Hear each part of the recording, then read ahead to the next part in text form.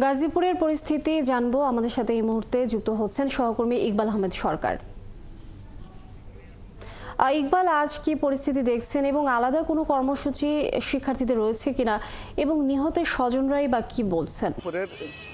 যে শহীদ হয়েছেন আজকে তার জানাজার নামাজ অনুষ্ঠিত হওয়ার কথা 10:30টার সময়। কাশেম খানের বাসা গাজীপুর মহানগরের বোটবাজার এলাকায়। সেখান থেকে আরও অন্তত 8-10 কিলোমিটার দূরে জেলা শহরের যে ভাওয়াল রাজবাড়ী ময়দান রয়েছে সেখানে জানাজার নামাজ অনুষ্ঠিত হওয়ার কথা ছিল। রাতে আপনারা দেখেছেন বা জেনেছেন যে বিক্ষোভ মিছিল করেছে এবং সমাবেশ করেছে বৈষম্য বিরোধী ছাত্র আন্দোলন, ইসলামী ছাত্র শিবির সহ সমমনা ছাত্র সংগঠনগুলি। তারা দাবি জানিয়েছেন যে অবিলম্বে যারা মূল হোতা ছিল, যারা কিনা এই যে হামলার ঘটনার যারা পেছনে ছিল সবাইকে দ্রুততম সময়ের মধ্যে গ্রেপ্তার করতে হবে। একইভাবে তারা বলছেন যে গ্রেপ্তার করে তাদের ফাঁসি নিশ্চিত করতে হবে। আজকে এখন পর্যন্ত কোনো কর্মসূচি নাই, তবে আরও বেলা গড়ালে বোঝা যাবে যে তারা কী কর্মসূচি দেন। জানাজার নামাজের ঠিক আগে বা পরে কোনো কর্মসূচি থাকে কিনা।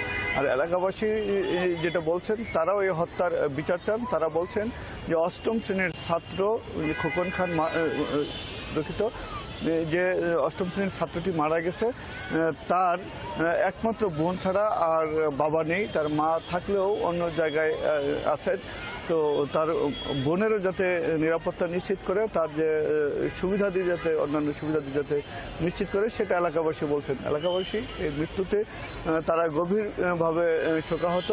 এত কম বয়সে এই যে ছেলেটি বিদায় নিয়ে চলে গেছে, এটা আসলে কেউ মেনে নিতে পারছেন না।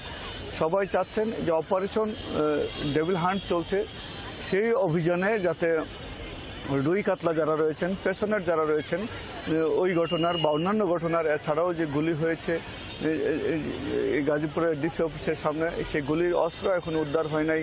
যারা গুলি করলো তারাও এখনো গ্রেপ্তার হয় নাই। এইসব। ইকবাল আহমেদ সরকার, ধন্যবাদ আপনাকে। আপনি যুক্ত থাকুন। দর্শক, গাজীপুর থেকে সহকর্মী ইকবাল আহমেদ সরকার আমাদের সাথে যোগ দিয়েছিলেন।